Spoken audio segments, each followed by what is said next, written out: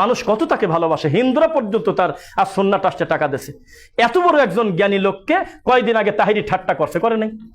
গাছে উঠে লিচু খাচ্ছে আর বলতেছে, তাহিরি আহমদুল্লাহ লিচু খাবে?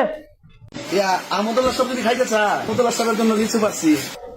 হয়তো কিছু মাসালা মাসাইলে আমাদের মূলধারার দায়ীরা একটু এদিক সেদিক বলে বা তাদের সাথে বিতর্ক আছে, তবে নিঃসন্দেহে এই দেশের একটা শিক্ষিত ভদ্র যোগ্যতা সম্পন্ন একজন ব্যক্তিত্ব সম্পন্ন আলেম হলো শাইখ আহমদুল্লাহ, এক চুল সন্দেহ নাই। বর্তমানে তার মতো নিউট্রাল অডিয়েন্স, তার মতো মানুষের বিশ্বাসযোগ্য নিয়ে দাওয়াতি কাজ করার মতো লোক এই বাংলাদেশে নেই। তার হাতে আমানতটা আমরা যোগ্য মনে করি, কারণ এ চাইছে 20 কোটি, দিয়ে দিয়েছে 100 কোটি। মানুষ কত তাকে ভালোবাসে, হিন্দুরা পর্যন্ত তার আর সুন্নাহ ট্রাস্টে টাকা দিয়েছে। এত বড় একজন জ্ঞানী লোককে কয়দিন আগে তাহিরি ঠাট্টা করছে, করে নাই? গাছে উঠে লিচু খাচ্ছে আর বলতেছে, তাহিরি আহমদুল্লাহ লিচু খাবে? আপনি কি বলছেন জানি না, সেদিন রাত্রে শুয়ে পড়ে আমি বলছিলাম, আল্লাহ এই জালেমের জন্য হেদায়েত না, তুমি ধ্বংস করে দাও আল্লাহ। এ কার ব্যাপারে কি বলতেছে মুখ দিয়ে? একটা মাসালার ব্যাপার কেন্দ্র করে শাইখ আহমদুল্লাহর বিরুদ্ধে এই তাহিরি একে 4টেখানি ডিস্টার্ব করছে, এখানে ওখানে মামলা দেবো, এখানে ওখানে ঘুরবো, কত দৌড়াদৌড়ি করছে। আমাদের শাইখ আকরামুজ্জামান বিন আব্দুল সালাম মাদানী হাফিজাহুল্লাহ ভুলের জন্য ক্ষমা পর্যন্ত চাইল, লাইভ এসে পর্যন্ত বললো, আমি মানুষ, আমার ভুল হয়ে গেছে আমার শব্দ চয়নে। এরপরেও 23টা মামলা দিয়েছে এই জোকার তার লোকজন দিয়ে। কাদের ছত্র ছায় আপনি বোঝেন না?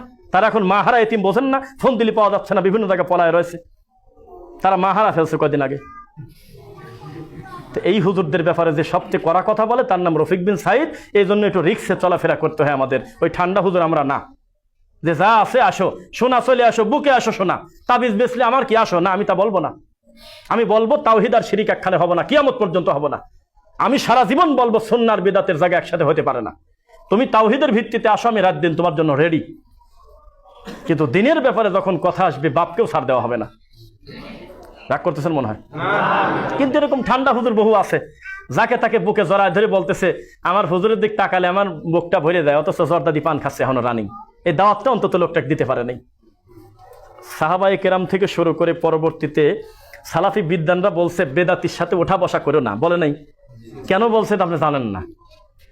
আপনি মনে করছেন যে ওরা 3 বেদাতি, এক রুমে আমি ভাড়া দেবো, এক রুমে ভাড়া থাকি, আমি ওদের ভালো বানা দেবো।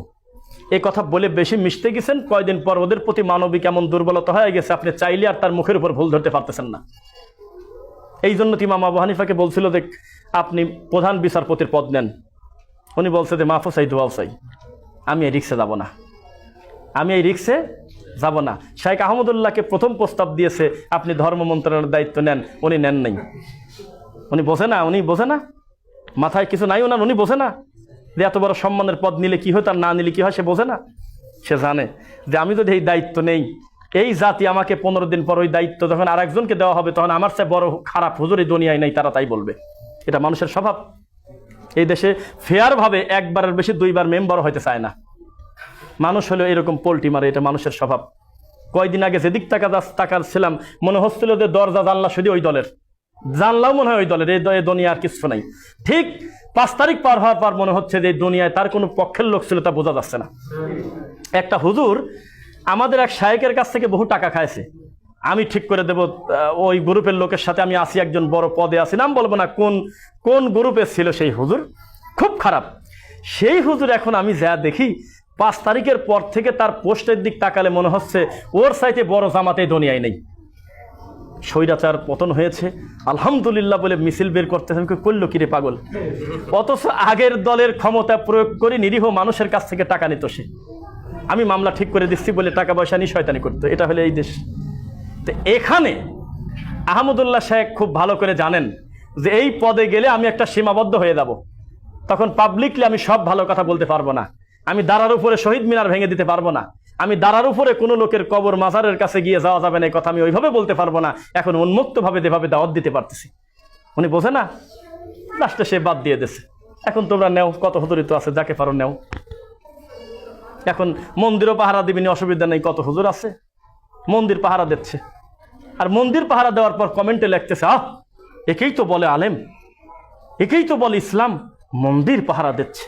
আরে গরু, ওই মন্দির পাহারা দেওয়া তো দূরের কথা, আমাকে যদি বলা হয় যে মন্দিরের গেটে 2 মিনিট দাঁড়ায় থাকো, আমি রফিক বিন সাইদ আমি ওখান থেকে মরিয়ে যাবো, তাও আমি 2 মিনিট দাঁড়াবো না। কেন?